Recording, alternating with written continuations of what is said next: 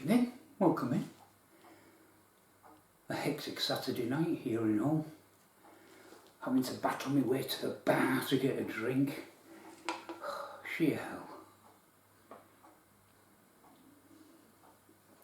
I can't be done with it really. Reading a good book. Picked it up for 50p at a charity shop yesterday. The Welsh Navy's 1945 to the present day. Well, present day being 1991 when this was published. Great read for an old salt dog like me. But we're not here for that.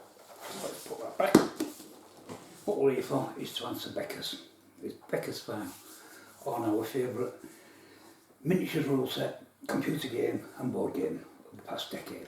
Right, well, miniatures game, without a doubt, for me is Blucher.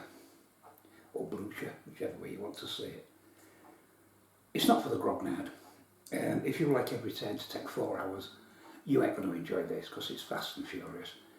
Great game, love it, and I use the Chamberlain supplement as the basis for most of my American Civil War battles.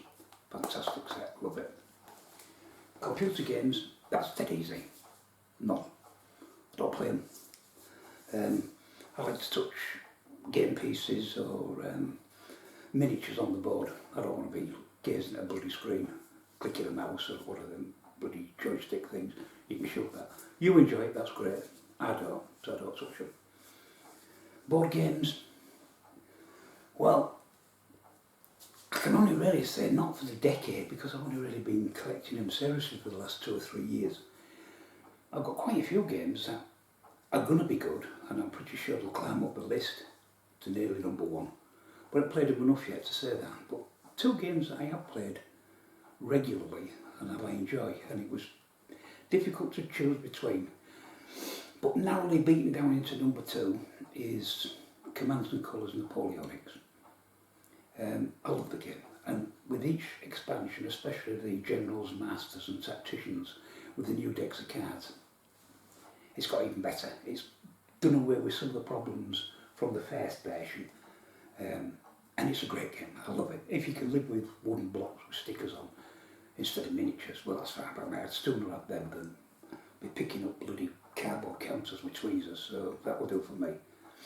And the one what's #1, and the one I keep coming back to, is Conquest of the Empire by Eagle Games. I replaced the soldiers and the cavalry with Roman legionaries and Roman cavalry from Beccas. It's a great game. There's 2 rule sets.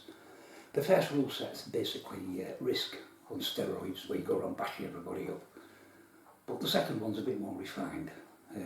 You've got a Senate to deal with, you've only got limited resources, and you've only got certain times when you can raise recruits. So you can't just go willy-nilly fighting battles, and because you're going to get stuffed in the end if you do that.